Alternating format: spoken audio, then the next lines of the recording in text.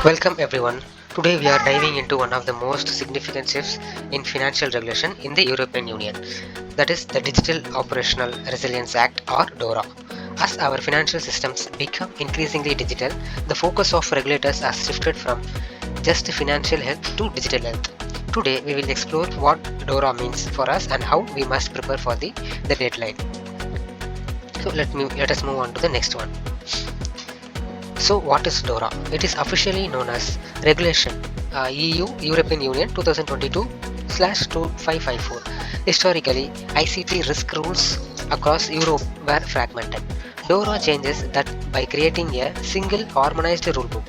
The goal is not just to prevent cyber attacks, it is to ensure that when a disruption happens, we have the systems in place to respond and recover without destabilizing the entire financial market. Let me move on to the next one. Who is within scope? DORA has a massive reach. It impacts over 22,000 entities, while we usually think of banks and insurance firms. DORA also pulls in investment firms, crypto asset service providers, and crucially ICT third-party providers like cloud service giants. If you provide a critical digital service to a bank, you are now effectively regulated by the same standards as the bank itself. The 5 pillars of DORA. The regulation is built on 5 core pillars. Think of this as the foundation of digital resilience. Throughout this training, we will look at risk management, how we report incidents, how we test our defenses, how we manage our vendors, and finally, how we share intelligence with our peers. All of this must be fully operational by January 2025. Pillar 1, ICT Risk Management. Pillar 1 is the heart of DORA. It requires us to move away from the check the box security to a continuous risk management cycle. We need to identify every asset, protect them with modern tools like encryption, and have real-time detection for anomalies. Most importantly, the board of directors is now legally responsible for overseeing this risk. It is no longer just an IT issue. Right. The next one is incident reporting. Under DORA, reporting becomes much stricter. We will use standardized template to report major incidents. Look at the timeline on this slide. We are looking at an initial notification potentially within 24 hours of detection, followed by intermediate updates and a final root cause analysis within a month. Efficiency in our internal communication is now a compliance requirement. Next one is resilience testing. How do we know we are resilient? We test.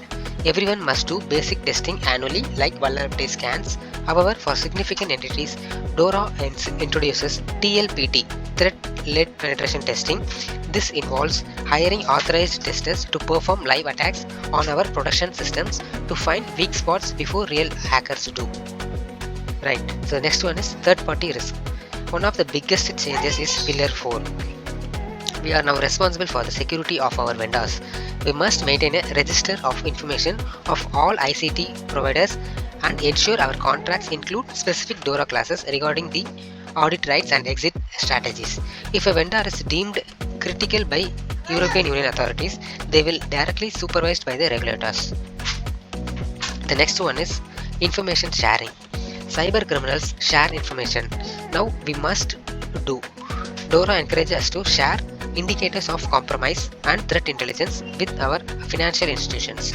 This is a voluntary pillar, but it's highly encouraged to create herd immunity against sophisticated cyber attacks. The next one is timeline to compliance. We are currently in the red zone. DORA entered into force in 2023 and the grace period is rapidly ending. Jan 17, 2025 is the go live date. There is no grandfathering. Every process we have discussed must be in place by that morning, or we face significant enforcement actions and fines. So what to do now? Our immediate next steps are clear. We need to conduct a gap analysis to see where we fall short of these 5 pillars. We must review our vendor contracts and most importantly, run a dry run of our incident reporting process. Resilience is a muscle. We need to start training it now. So thank you so much for your time today. Digital resilience is a journey, not a destination. I will now open the floor to any questions regarding our specific implementation plan or the DORA requirements. So please comment below. Thank you all.